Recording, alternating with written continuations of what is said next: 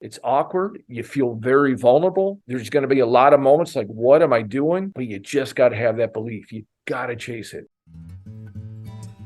Hello, Flippers. It's your host, Jenny Dempsey. You know, one thing I'm discovering with our Career Flipper community is that life isn't about just one big career flip.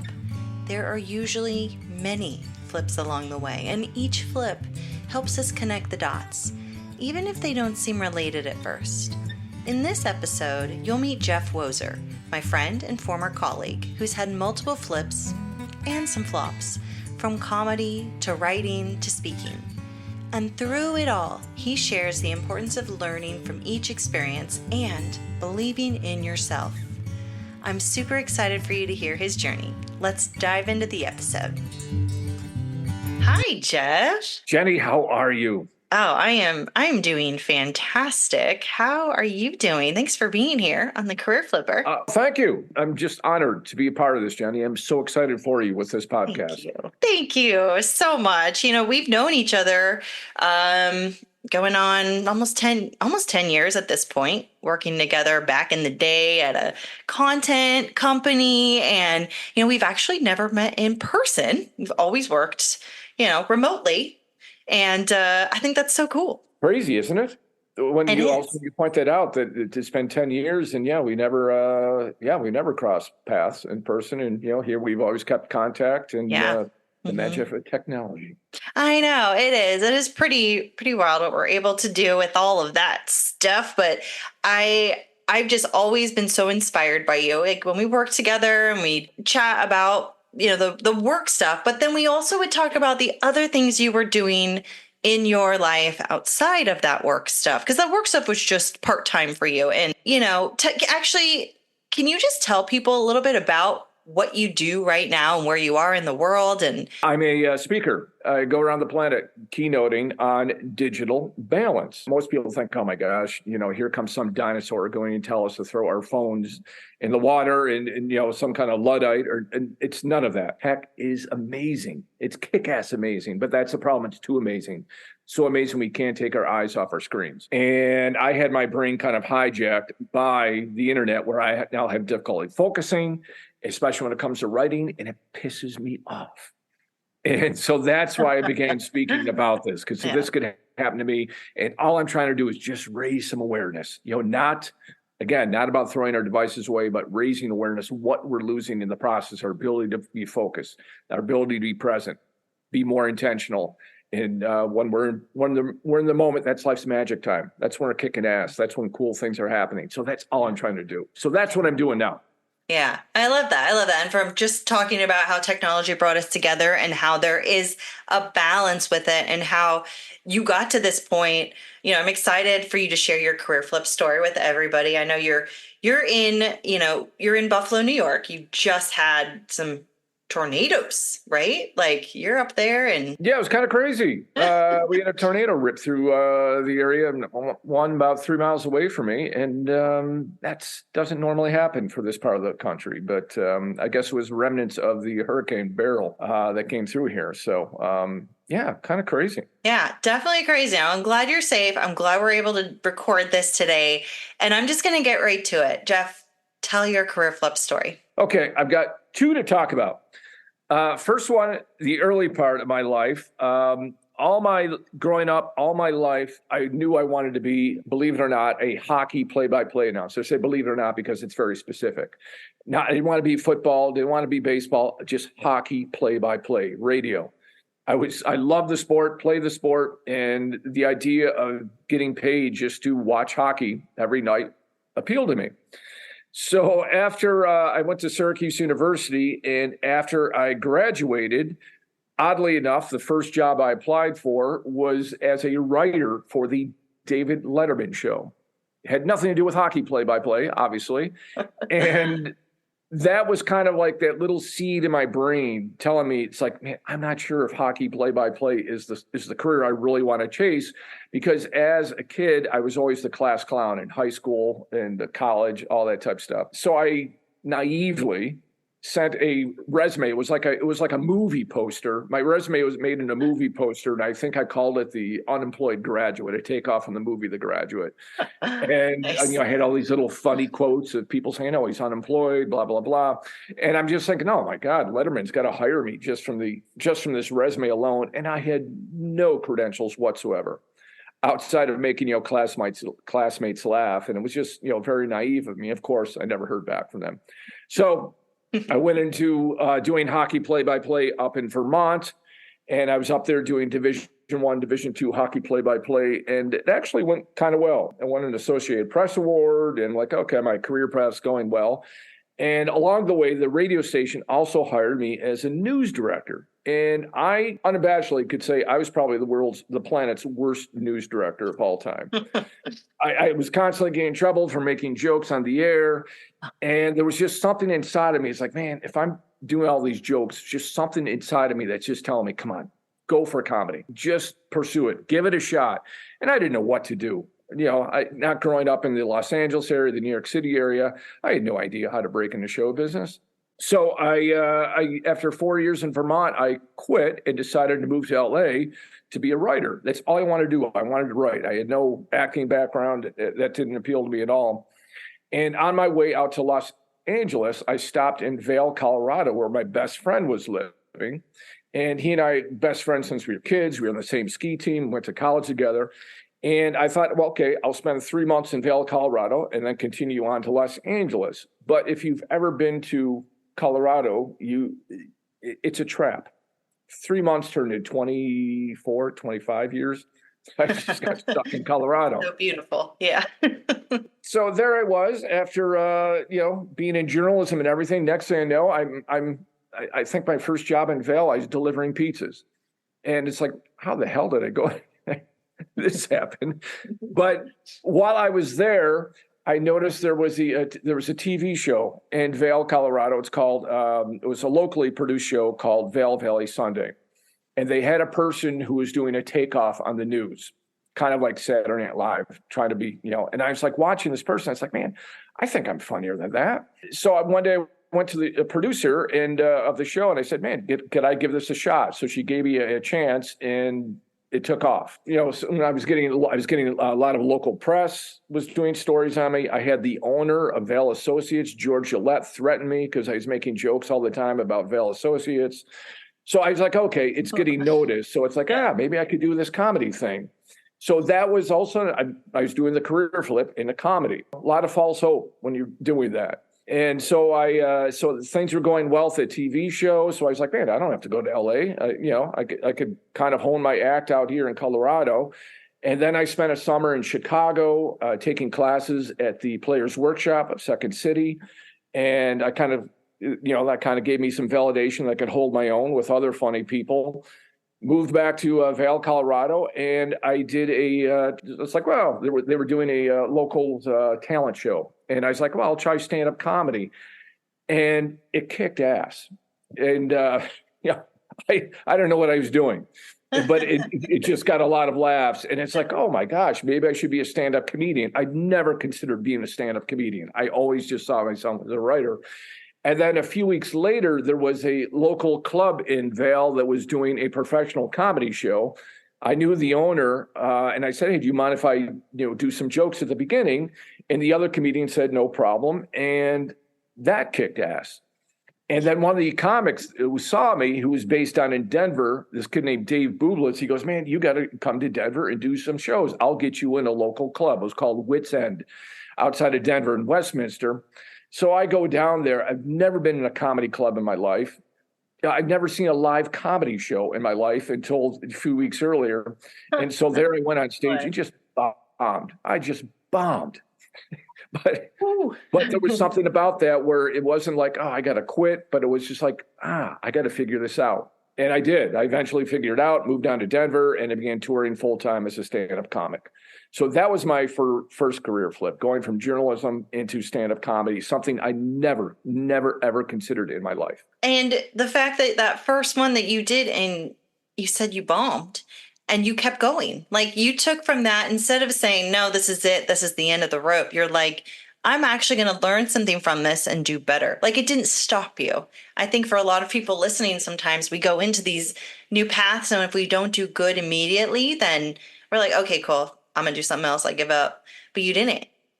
You kept going. Yeah, I think that's so vital for anyone trying this out. I just read something recently by one of the guys who does the cooking shows. I can't think of the guy. Anyhow, but he just said, he had so many, he had, I don't know how many successful restaurants, but the only time he ever learned of this business was the restaurant that failed. Yeah. And so it's just, and I thought the same thing with comedy. It's like, man, when you have a good set, you're really not learning anything. But when you bomb on that stage, that's when you're learning, how to deal with the awkwardness, the uncomfortableness. Right. And when you get, and I remember when I got off stage that when I was driving home, I was just like, man, I was thinking of jokes that failed. And it's like, how could I change it? And right there was a sign. It's like, man, if I did not, instead of like rejecting this or telling myself I can't do this, instead I was like, oh, how could I fix this? I was like, okay, there's something here. And that's exactly, I think there's always going to be failures along the way, especially when you're starting out, but you've got to take that not as a negative, but as a positive. It's a learning experience. I think one of the first ads that came out I remember Michael Jordan back in the 80s, the greatest basketball player ever. He comes on and does this narration about he missed 26 game-winning shots. He missed 9,000 shots. And he was just going about all his failures, and he was just talking about he learned from those. And I think anyone who's starting something new, don't automatically assume if you have a setback that, oh, I made a mistake. Learn from it. Use it as a positive experience. Yeah, absolutely. Learn from it. Don't let it stop you, and keep going. And then you kept going. And then what happened next? Because you said flips plural. So let's hear what happened next, Jeff. Well, the drama builds. Dun, dun, dun. So I began doing stand-up comedy full time, touring all over the country, and it was awesome. And it was fun, but it's a tough go. It's a fun career, but it's a very tough business. The only thing is a stand-up comic, what I quickly realized is anyone in the arts, I guess, for that matter, you have no benefits. Unlike a real job, you don't have insurance. You don't have retirement accounts. You don't have anything. All you have is time. And I remember I was working with Dave Chappelle. After the shows, people always come up to the comics like, oh, I want to be a comic. What would you recommend? Every comic always says, get stage time. Dave Chappelle said, get a business degree. And when I heard that, telling this person was the audience, it just struck me. It's like, oh my God, he's so true. I mean, that's so right, where it's like, I've got to take advantage of this time. That's the only thing I have is time. So I began freelance writing.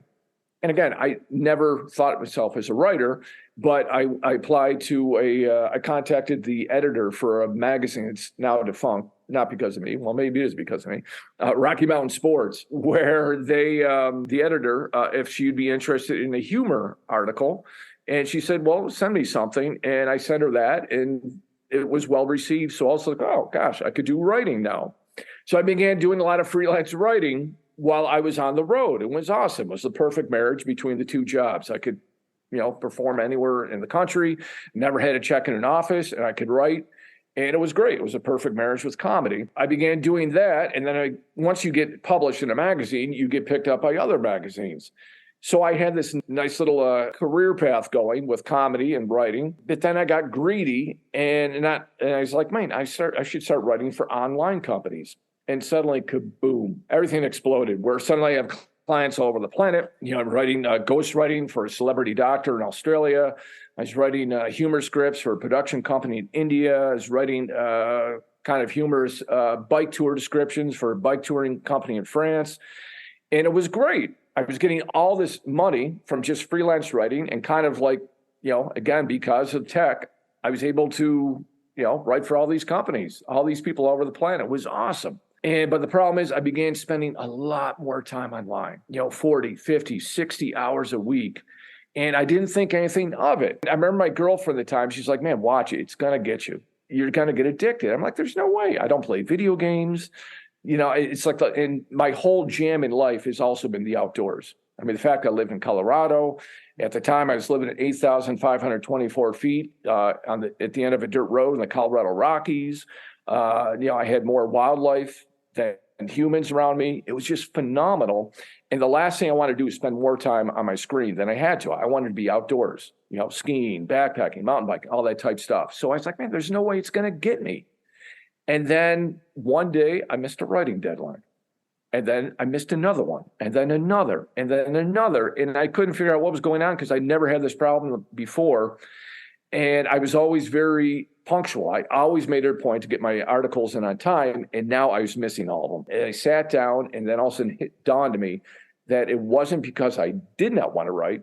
It was because I could no longer write. I lacked the mental stamina to focus. Before I could go 5, 6, 7 hours at a time and no problem. Now I was lucky if I could go 15 minutes with all of a sudden getting that urge to, I should check email. I should check the news. I should check sports. And that's when all of a sudden hit me. It's like, oh my gosh, the tech has hijacked my brain. And it really pissed me off. So, and then I read an article in there's a cover story in the Atlantic Monthly called Is Google Making Us Stupid? It was written by Nicholas Carr. And when I read that, he was sharing stories about professors and authors that he knew that were experiencing the same problem. They can no longer write. They can no longer focus when reading. And I think Nicholas Carr, he had this great quote, something, I used to be a diver of words. He goes, now it's like, instead of diving into it, it's like I'm at a jet ski, just skimming along on the surface of the words. And I was like, man, that's exactly what it is. When I try to read now, I cannot focus. It's just kind of skimming along because, again, being on tech, where tech wants us to click, it wants us to skip. It does not want us to have a deep thought. And so that's when it hit me, and it really pissed me off. And that was my motivation for my next career flip, where I was like, man, I should speak on this. I didn't know how to get into speaking, knew nothing about it. I was on a subscription service. Now it's called the Bash. I used it for comedy bookings. And then one day, like, they'll send you like job openings, like, hey, there's someone wants a comedian for here, some, blah, blah, blah. And then one day I saw a thing where they needed a speaker. It was in Syracuse, New York. And I was like, well, I should do speaking, maybe talk about, digital distraction. So I said, you submit a bid. I submit a bid, talk about, how tech is affecting us. And they booked me. And I was like, oh man, it's like someone's calling my bluff. It's like, oh, now what do I do? And I had like 5 months to write this thing. And of course, I waited to the last minute. And the week of, my dad passed away. I did not have a speech. I drive to Syracuse. The eve of the speech, 10 o'clock at night, I'm just decided I'm going to call the booker. I'm supposed to be doing the closing keynote. That's what's crazy. I didn't just get hired as a speaker. I got hired as a closing keynote. So I'm like, but at the eve of the speech, I just felt I had nothing. I didn't know what I was doing. And I was going to call the booker and just say, look, I apologize. I can't do this. But then something kicked in where I was like, look, you've got 11 hours. You've got 11 hours till you go on stage at 9 a.m. You've got to get your ass together. Just finish the speech. And then I had to memorize it. That just clicked in with me. It's like, I don't know if I'm ever going to get another chance at this, to speak. And I don't want to blow my one chance. Because at the time, comedy was kind of winding down. It's a young man's game. And it's like, man, I don't know how much longer I can do in comedy. So I've got to make this work. I've got to make this happen. And that's where it's like, man, you got to have belief in yourself. And so I went into that speech pissed off because I only had 1 hour of sleep going into the speech. It resonated with the crowd. I completely surprised by it. But after that, I was like, man, maybe speaking is it. And then since then, speaking has taken off for me. And it's just, I've kept on improving my speech, and now I'm keynoting all over the country. So it's kind of cool. So cool. It's so cool. And it's so cool that it came from this place of like, you had something you were struggling with and you noticed it, you identified it, you kind of gave it a name, this distraction. You were able to like see it for what it was and be like, yeah, I don't like this. But then the thought came in your mind of like, well, I could speak on it, not only because, well, and maybe this resonates, but like, I'm guessing the speaking maybe also helped you kind of heal and work through it, but also you knew that other people, after the article that you read, other people are also experiencing it. And if you could go out and talk about it, you could help others work through it because you've been there and you're in it. You're still struggling with it. It's kind of just this thing that you can relate with other people on. So the fact that you showed up at this event and you didn't have anything and then, you're angry. I'm picturing you're angry, you're tired, and you're sitting in front of this crowd and you freaking rock it. because it's this authentic story and people like, I mean, I resonate. I hear that. Like, this is so relatable to me. I'm sure people listening are like, yep, hi, it's me. I hear that because we're all in it. And so the fact that it's your true story, but it came from this place of like, I'm going through it and I could help others. I think there's like a switch that kind of goes in our minds sometimes, at least when I'm learning, when I'm talking to other people who are career flipping and doing certain things, they're creating these things from a place of struggle, from a place of this really was hard for me. Maybe I can help someone else who's also going through it. I mean, even with this freaking podcast, like I started this as a way because I wanted to create a resource that I wish I had the day that I got laid off. So I wouldn't have felt so alone, and so I'm kind of like, I don't know. Could you speak to that a little bit more and talk about, what does it mean to you to speak on this topic when you're keynoting around the world, and every time you leave that stage, like, what do you leave with? How do you feel sharing this story and these struggles with others?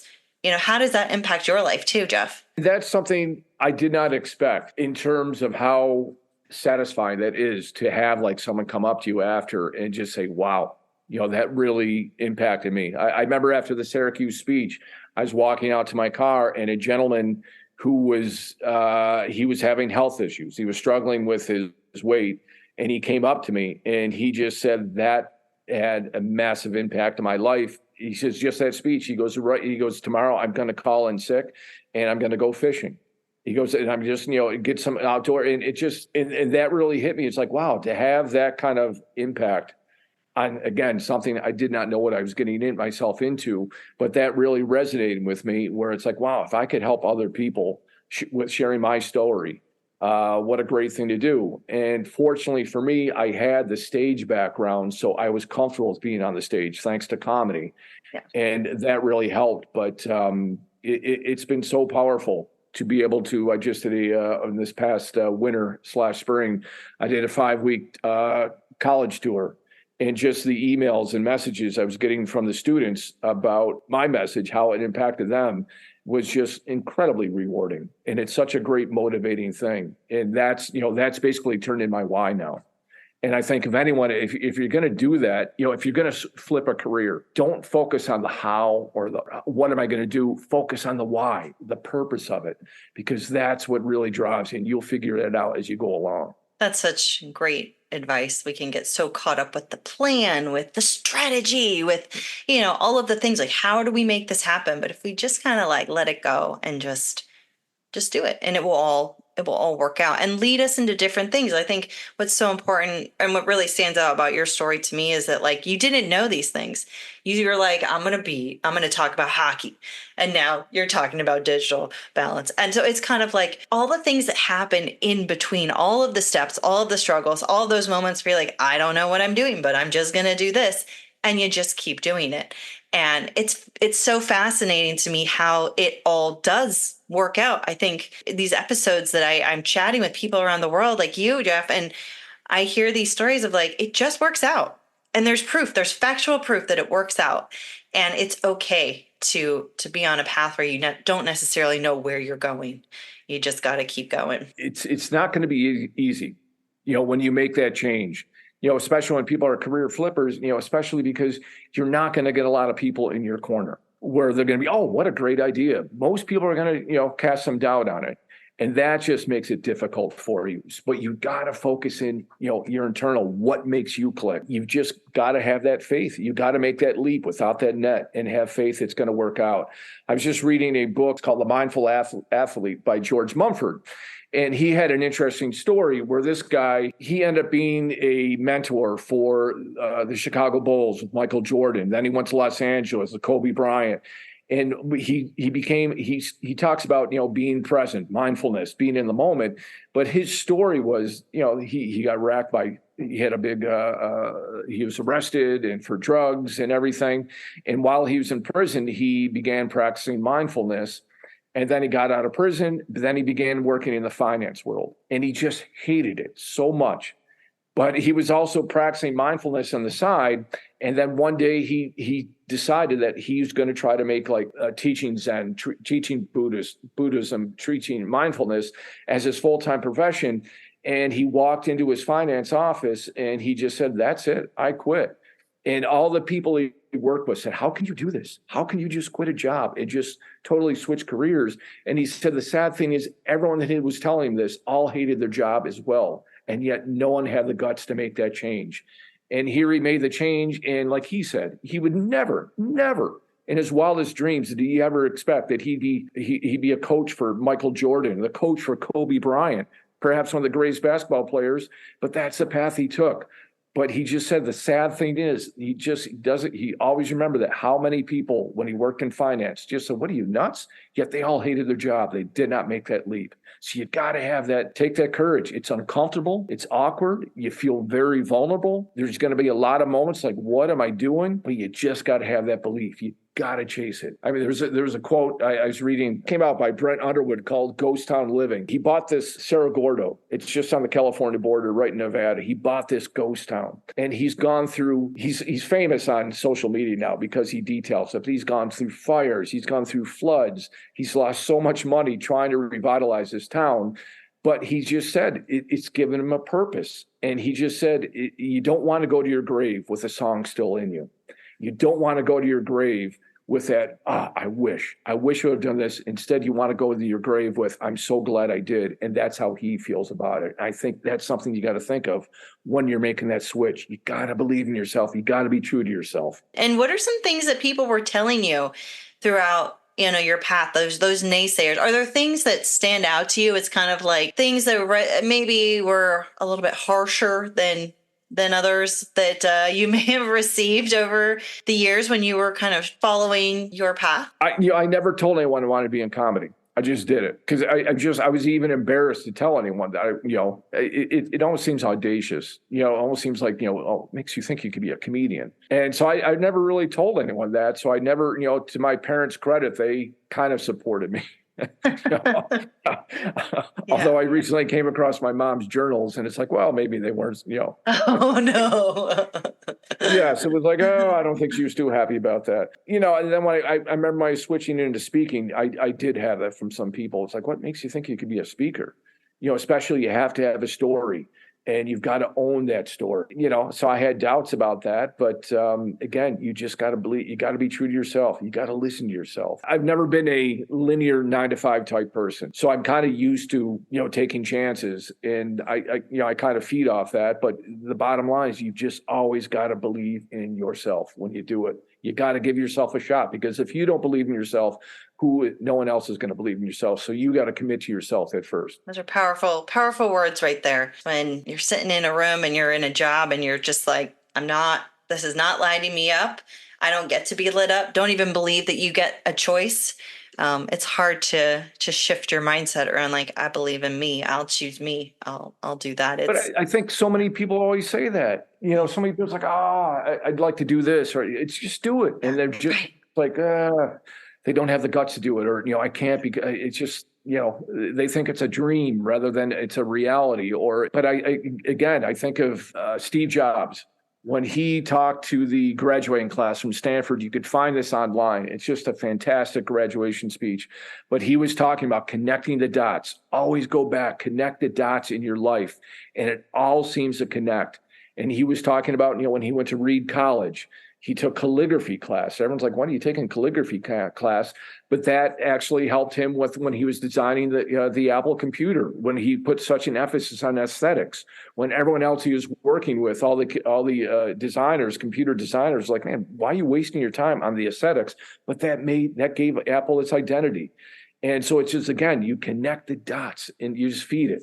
But you just have to follow your truth. I think of Bronnie Ware. She was an in-home caregiver in Australia. So she worked with a lot of people in their final days. She wrote a book about this. And the biggest regret out of anyone was always they weren't true to themselves. So I think if anyone's on that verge thinking, I should quit jobs, and regardless of if it's just a job that didn't even exist, look what you're doing now. I mean, how many people do you know with you just going around grabbing furniture and refinishing that. I mean, It's weird. It's definitely not something I ever saw myself doing. And I now cannot not do it. Like, exactly. yeah. But and that's just it. You just, you got to be true to yourself. And that's, because I remember talking with you, that was kind of like a hobby of yours. Mm-hmm. And so there's a passion of that. That's, now you're turned into a career, which is just phenomenal. But I just think that's so true. But what Bronnie Ware just said, it's like so many people said they wish they'd been true to themselves. Yeah. It's not easy. It's not easy. No, it's not. And sometimes we need a smack in the face to really wake us up to that. I mean, I'll be very transparent with you, Jeff. Like it's very unlikely that I would have shifted my path away from the traditional 9 to 5 had I not gotten laid off. And gotten, hundreds of job rejections. Because I just thought that's all I was good at. And that's all that I was destined for. I didn't necessarily, sometimes I did really not like it, but there were times where I liked it enough to the point where I was like, yeah, this is all I'm good at. Like, but it wasn't until I got laid off and had that smack in the face from the universe and then started to have these weird dreams about flipping furniture more, or like, look in this street corner. Oh, there's something there today. That's so weird. I just had a dream about that. I guess I'll take that and fix that up. Starting a podcast, like literally dreaming about it, waking up in the morning, like the career. What am I dreaming about? Am I delusional? These weird things. But I'm in that boat of people that would not have made the change.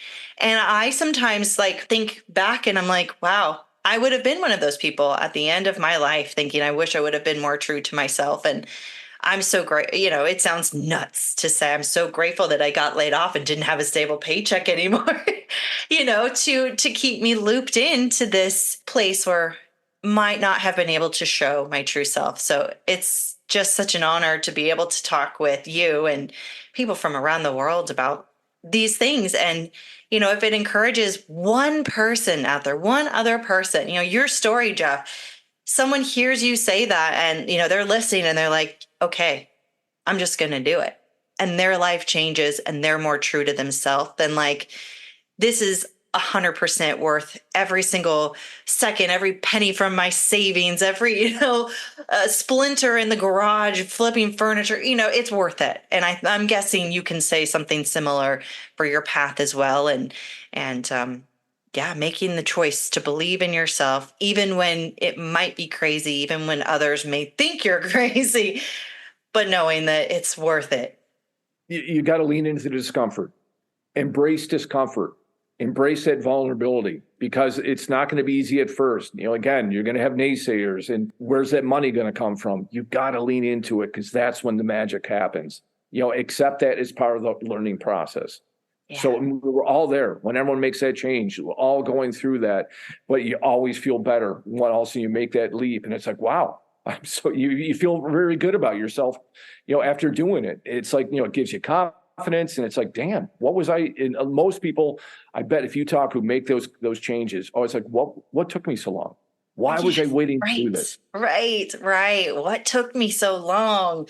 Yeah. And knowing that it's not the end all be all, that where you are and you might flip to one thing, but knowing with you, there's multiple flips. There's other things that may show up for you. And in order to get to that point, this is one flip on your many flip journey.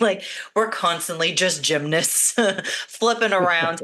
And it's just one thing that always leads us to another. Just going back to what you said, connecting the dots. Yes. Yeah. Jeff, I have goosebumps. I'm just talking with you and hearing your story. And thank you so much for being so vulnerable and sharing so much. I appreciate you. And I want other people listening to be able to connect with you. Where can people find you? How can they reach out to you, Jeff? Online, I'm best found on LinkedIn, or else you could find me at my website, jeffwozer.com. I've got a lot of videos on there about digital distraction. There's a way to contact me via there. And if anyone's looking for a speaker to talk about digital balance, just digital awareness, please contact me. I'd love to help. Thank you, Jeff. I hope people will reach out. We have a lot to learn from you. I know I'm constantly learning from you. So thank you so much. I'll have all the links in the show notes. Jeff, thank you for being here today. Awesome, Jenny. It was an honor. Thanks so much.